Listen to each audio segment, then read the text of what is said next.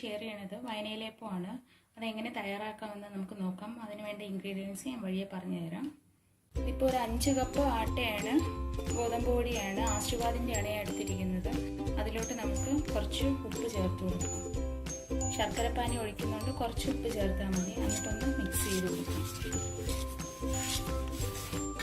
ഇപ്പോൾ ഞാൻ ശർക്കര എടുത്തിരിക്കുകയാണ്, പാനിയാക്കിയത് 1.5 ലിറ്റർ ഉണ്ട്. അത് നമുക്ക് കുറേശ്ശെ ചേർത്ത് കൊടുക്കാം. ശർക്കര മധുരത്തിനനുസരിച്ച് വേണം എല്ലാവരും ചേർക്കാൻ.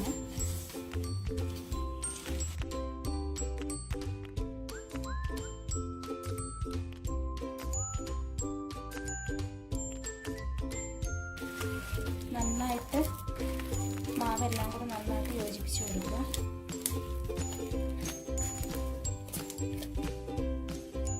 ഇപ്പോൾ എടുത്ത 1.5 ലിറ്റർ വെള്ളം ഞാൻ ഫുൾ എടുത്തിട്ടുണ്ട്, ശർക്കരപ്പാനി ഫുൾ എടുത്തിട്ടുണ്ട്.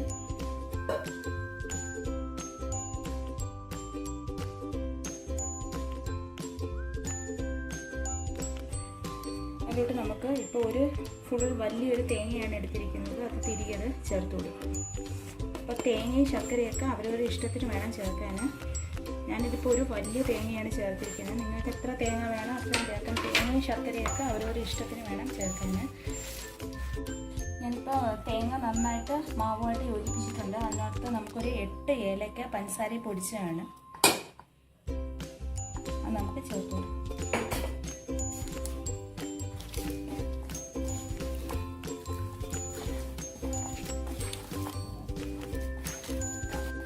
മാവെല്ലാം നന്നായിട്ട് മിക്സ് ചെയ്തിട്ടുണ്ട്.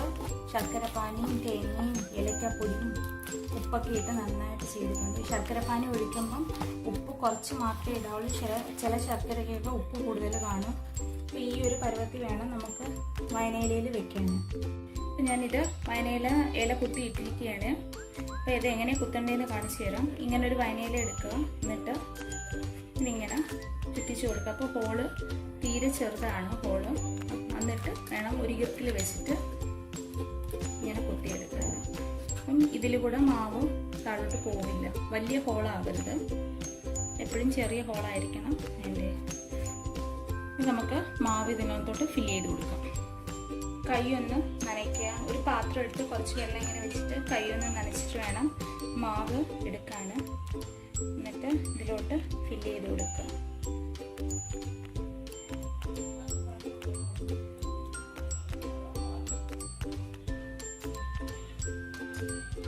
ഇത് സൈഡിൽ നിന്നെല്ലാം ഇങ്ങനെ കറക്റ്റായിട്ട് കൊടുക്കുക.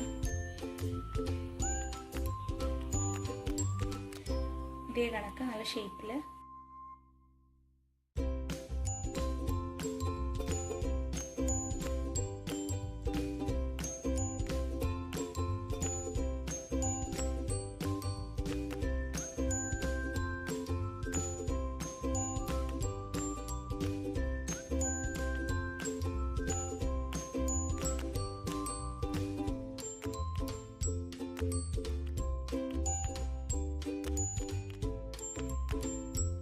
ഞാനിപ്പോൾ കുക്കറിലാണ് വെക്കുന്നത്. ഒരു കുക്കറിൽ വെള്ളം ഒഴിച്ചിട്ട് ഇതേ കണക്കൊരു തട്ടം വെച്ചിട്ടുണ്ട്. അതിലോട്ട് നമുക്കിതിങ്ങനെ ഇട്ട് കൊടുക്കാം.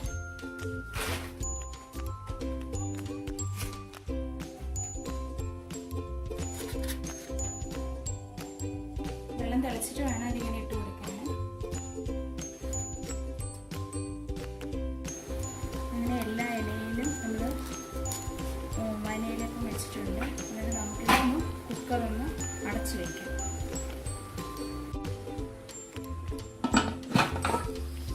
നമുക്ക് കുക്കറൊന്ന് അടയ്ക്കാം. ഇത് വിസിലിട്ട് കൊടുക്കാം. ഹൈ ഫ്ലെയിമിലിടുക. ഹൈ ഫ്ലെയിമിലിട്ട് ഒരു വിസിൽ വന്നിട്ട് അത് ലോ ഫ്ലെയിമിലിട്ടിട്ട് ഒരു വിസിൽ വന്ന് കഴിഞ്ഞിട്ട് തീ കുറച്ച് ഒരു 10 മിനിറ്റ് ലോ ഫ്ലെയിമിൽ വേവിച്ചെടുക്കാം. അപ്പോൾ ആവിയൊക്കെ പോയിട്ടുണ്ട്. നമുക്കിതൊന്ന് തുറക്കാം. എപ്പോഴും വെയിറ്റ് ഊരി മാറ്റി വെച്ചിട്ട് വേണം ഇതിൻ്റെ ക്യാപ്പ് തുറന്നു കൊടുക്കാം.